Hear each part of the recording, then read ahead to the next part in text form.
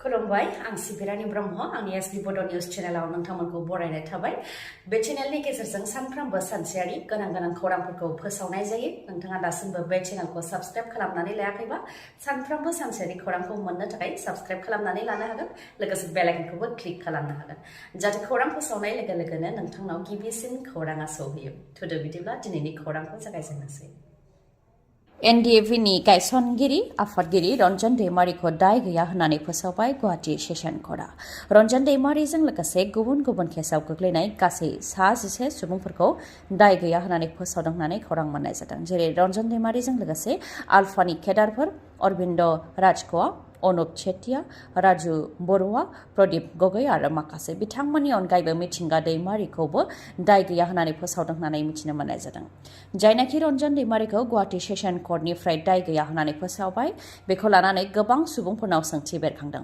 रन्जन दैमारिया उदां जाबाय नामा बेखौ लानानै गोनो गोथो सानदों सुबुंफोरा बेखौ लानानै बारग' एनडिएफनि डि हारिमु बिथाङा फोरमायथिदों दि दा रन्जन दैमारिया सिबिआइ केसआवसो जोबथेसालियाव दङ सिबिआइ केसखौ लानानै लवार कर्ट बा फार्स्ट ट्रेक कर्टआव रन्जन दैमारिखौ जिउ जोबजासे जोबथेसालियाव थानायनि साजा फोसावदोंमोन बेखौ लानानै हाइकर्टआव चेलेन्ज खालामदोंमोन बेयावबो बिथांनि सायाव बे एखे रायखौनो फोसावदों अदेबानि जिउ जोबजासे जोबथेसालियाव थानायनि साजाखौनो फोसावदों बे केसखौ लानानैनो सुप्रिम कर्टआव फिन चेलेन्ज खालामफिननाय जादोंमोन आरो गोबां नाजानायनि उनाव सुप्रिम कर्टआव बेलनि थाखाय थिसननो हादोंमोन नाथाय बेल हियारिंनि 2 अक्ट'आव फावसयलांदों होननानै फोरमायथिदों थांनाय 8 दान सिगांबो नभेम्बरनि 20आव बेल हियारिंनि अक्ट' होदोंमोन नाथाय 11 नभेम्बराव सुप्रिम कर्टआव गोदान चिफ जास्टिस फैनायनि थाखाय गोजाम चिफ जास्टिसआ बानायलांनाय रुटिनखौ सोलायफिनदों दा अक्ट'खौ मोननो हाथ'वाखै बेनि थाखाय जों नाजागासिनो दं होननानैबो फोरमायथिदों बारग' एनडिएफनिफ्राय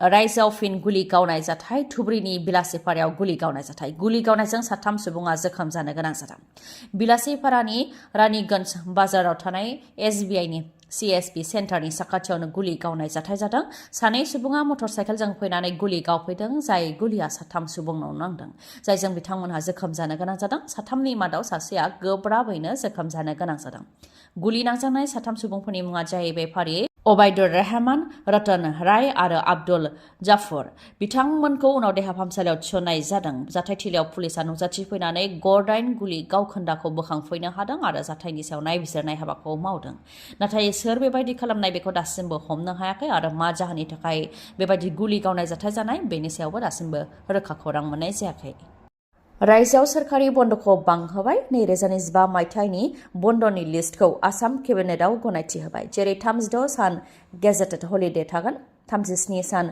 रेस्ट्रिक्टेड हलिडे थागोन सानसे हाफ हलिडे थागोन आरो एनआइ एक्टनि सिङाव 18 सान बन्द' थागोन 2025 मायथाइयाव रेस्ट्रिक्टेड हलिडेआ 7 सान बांदों बेनि मादाव 5 जानुवारियाव रंखेर फुजानि थाखाय बन्द' थागोन 18 एप्रिलाव गुरुदेब कालीचरण ब्रह्मनि जोनोम साननि थाखाय बन्द' थागोन 24 मेआव मातक राजा स्वर्गदेव सर्बानन्द सिंहा दिवसनि थाखाय बन्द' थागोन बुद्ध पूर्णिमायाव सती रधिका उत्सवनि थाखाय बन्द' थागोन 28 आगस्टआव नुवाखाई फेस्टिभेलनि थाखाय बन्द' थागोन 7 नभेम्बराव वांगालानि थाखाय बन्द' आरो 19 नभेम्बराव वीर राघव मरान दिवसनि थाखाय रेस्ट्रिक्टेड हलिडे थागोन बेनि अनगायैबो आसाम केबिनेटआव माखासे थांखिफोर लाबावदों जेरै 108 मृत्युंजय बा एम्बुलेन्सनि सिबिथायखौ मोजां खालामनो थाखाय गनायथि होबाय आरो बेनि थाखाय 115.04 कौटि रां गनायथि होबाय बे समाव रायजोआव गं 800 एम्बुलेन्स दं आरो बेनि गेजेरजों दानफायाव फ्राय 35,000 सुबुंफोरनो सिबिथाय होनाय जायो आरो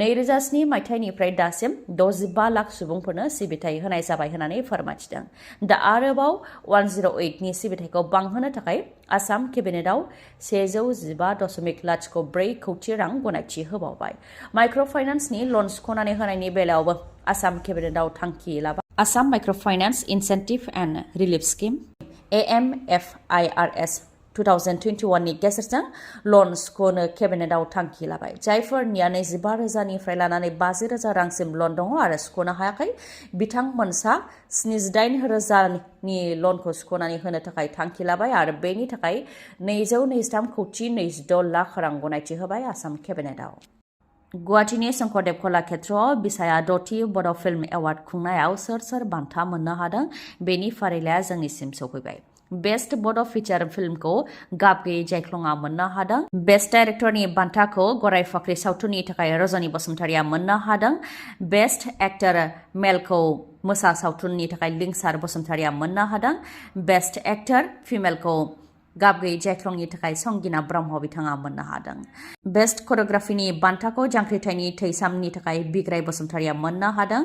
बेस्ट चाइल्ड आर्टिस्टनि बान्थाखौ गाब गैयै जायख्लंनि थाखाय पिंकी दैमारिया मोननो हादों। बिथांमोननि अनगायैबो सायख'जानाय माखासे आर्टिस्टफोराबो बान्थाखौ मोननो हादों। गुवाहाटीनि शंकरदेव कलाक्षेत्रआव खुंफुंनाय जादोंमोन दथि बड' फिल्म एवार्डखौ बिटिआर सोरखारनि मददजों खुंफुंनाय जादोंमोन, जेराव बलिउड सावथुन मुलुगनि मोनसे समनि मुंदांखा महरगिरि पद्मिनी कलापरी बिथाङाबो बाहागो लाफैदोंमोन।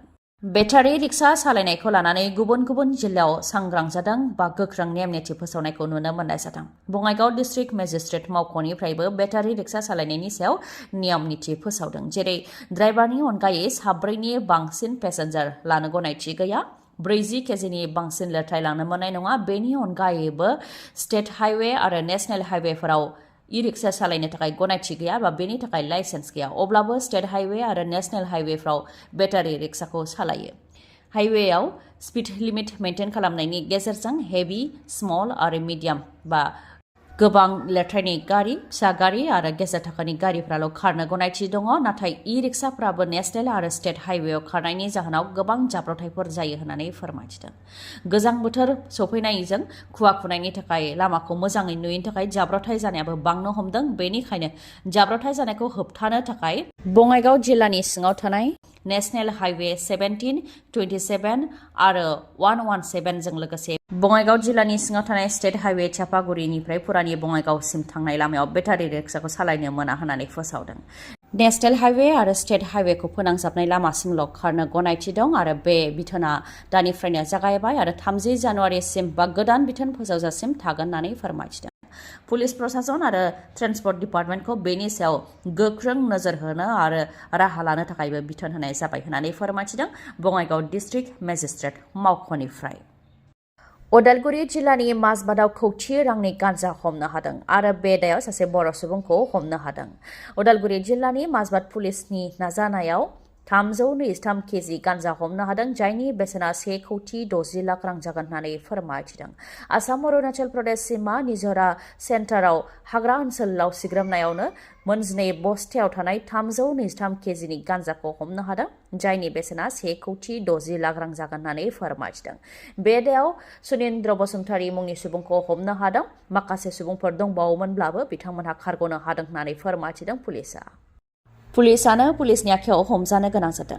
रां जाख्ल'नायनि दाया directorate of vigilance and anti कराप्सन टीमजों हमजानो गोनां जादों सासे पुलिसआ। श्रीभूमि सदर थानानि लेन्डस्नेक सपन दासखौ रां लाबाय थानाय समावनो हमनो हादों। केसआव गोग्लैनाय सासे सुबुंनि थाखाय वारेन्ट इस्यु खालामनायखौ लानानै 4,000 रां लाफुबाय थानाय समावनो लेन्डस्नेक सपन दासखौ हमनो हादों directorate of vigilance and anti कराप्सननि टीमआ। नोंथांनि मेगनाव जेंना जादों नामा? जुदि जेंना जादोंब्ला आरो नोंथाङा मेगननि मोजां डक्टर नागिरदोंब्ला नोंथांनि थाखाय मोजां खौरां। बङाइगावनि आइ हस्पिटालाव फैगोन सिनियर आइ specialist doctor Prabin Basumatary.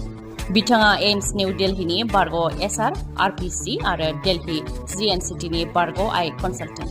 Doctor Prabin बसुमतारीनि अनगायैबो मेगननि डक्टर आशराफुल आलम आरो डक्टर मेघाली शर्माखौबो बङाइगावनि आइ हस्पिटालाव नोंथांमोनहा मोननो हागोन।